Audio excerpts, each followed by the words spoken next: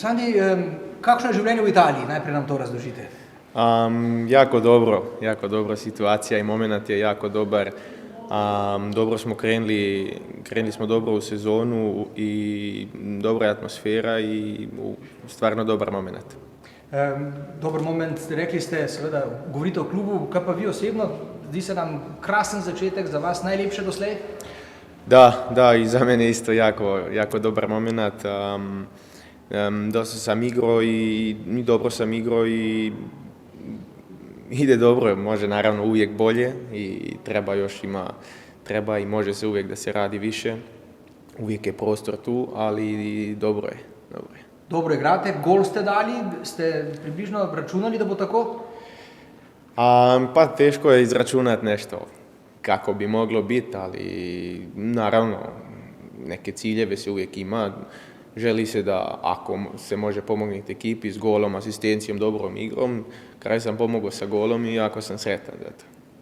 Kaj se daj pred naslednjima tekmama v Ligi narodov, kako razmišljate? Slovenija je še živa, drži še se za eno bilko, kako vi realno ocenjujete možnosti? Čekaju nas dvije jako teške utakmice, ali mislim da smo pokazali da možemo i imamo sad dosta vremena da radimo, imamo dosta treninga i treba da idemo sa 100% u utakmice i vjerujem da možemo i da hoćemo. Hvala. Kako specifičan je ta norveški, švedski, skandinavski nogomet? Mislim da su jako fizične ekipe, njihova, osim to što znaju igrati dobro, ali im je fizika sigurno jedna od kvaliteta što imaju i tu treba da se bude čvrsto u duelu i moramo pobijediti bitne duele na terenu i onda gleda da iskoristimo taj moment. Sploh duel s Holandom, ne? Da. Je dobro, da sta z Biolom soigralca v reprezentanci Udineseju, kako se tudi na igrišču razumete? Naravno, jako dobro, da znali smo se i od reprezentacije sad u klubu, na terenu svakako, a i van terena smo postali stvarno dobri prijatelji što se i družimo ovako svaki dan i mislim da je jako bitno i da je i za mene i za njega puno lakše i u klubu, da imaš nekog koga znaš i s kim možeš biti svaki dan. Jaka, zdravo. Kako ga dati enemu najboljših vratarjev na svetu? Ja, zelo lep občutek, še posebej pred domačimi navijači, pred polnim stadionom je bilo res zelo lepo in tudi za 2-1 v zadnjih minutah je nekaj posebnega. Sta potem izmenjala kaj besed tudi? Ja, nekaj malega smo po tekmi, ampak normalno občutki so bili različni in je težko pole nekaj razglabljati.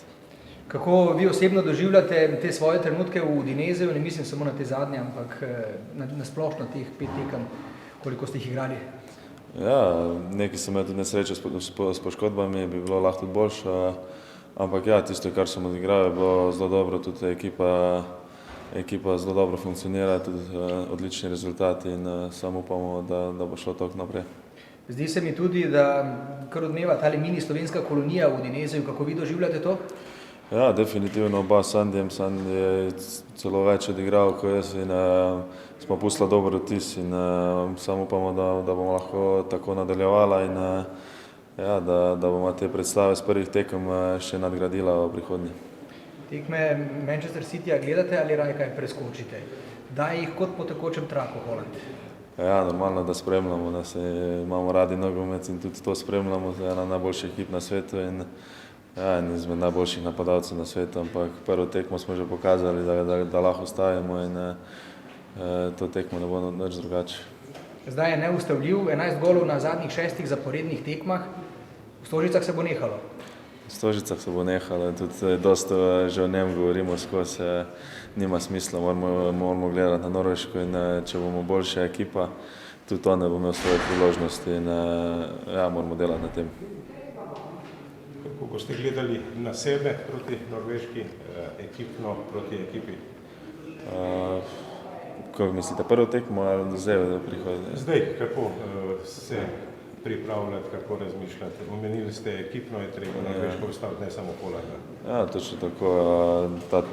Ta teden se šele začenja, šele smo se zbrali in ja, ta prvi trening bo malo še zavajanje, malo prišli smo s tekom in na to pa jutri pa s polnimi močmi naprej in se začnemo pripravljati na Norveško in ja, zmagati to tekmo in tudi pol proti Švedski in pokazati, da si zaslužimo ostati v tej ligi.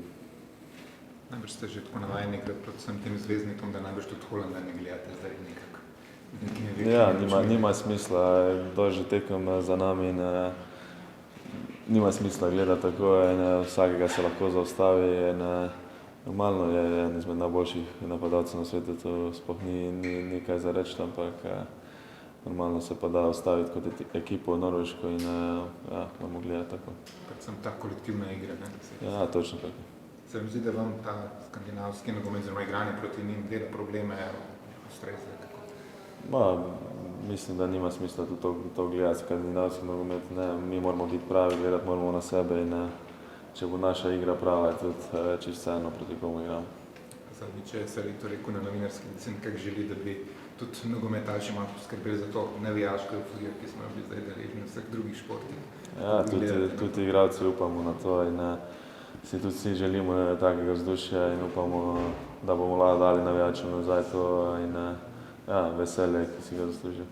Najbrž bi bila neka pomoč, ne, v soboto. Ja, definitivno. Pa še to, Jaka, s Sandijem ste že prej sodelovala v reprezentanci, zdaj še nekaj skupnih tekem, to bo verjetno obrnjeno v reprezentanci tudi eden od plusov. Ja, definitivno, mislim, da je to lahko samo plus.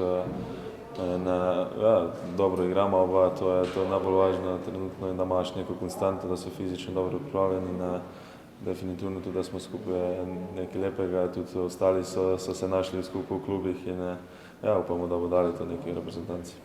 Ste mogoče tudi sebe malo presenetili s temi rezultati pri Udinese, kako dobro stojite na lestvici? Ja, ampak nima smisla tega gledati, da se presenetiš, igramo dobro, ni da se je to zgodilo. Igramo dobro zadnje tekme, tudi včeraj smo zaslužili zmago in ja, če bomo tako nadaljevali, bomo videli, kje nas bo to pripeljalo na koncu sezone. Šele se je začelo vse skupaj in je treba še veliko narediti. Je pa zanimivo, kako zelo izenačen letos ta italijanska liga, ne praktično. Prvih 8-9 klubov je skoraj da skupne. Kak te velike lige se mi zdi, da vseeno izstopajo 2-3 klubi. Ja, v Italiji trenutno ni nekega dominantnega kluba, je več ekip, ki je res kvalitetnih in ja, malo bolj zanimivo mogoče. Pri Sloveniji so mogoče malo manjkali goli, kako gledaš na to, da se mi zdi, da kar zabijate reprezentanti po Evropi, ne? Tudi ta vikend je bilo kar nekaj slovenskih golov. Ja, upamo, da prenesemo to na reprezentance in da zabijemo čim več golov na naslednjih 2 tekmah tudi za reprezentance.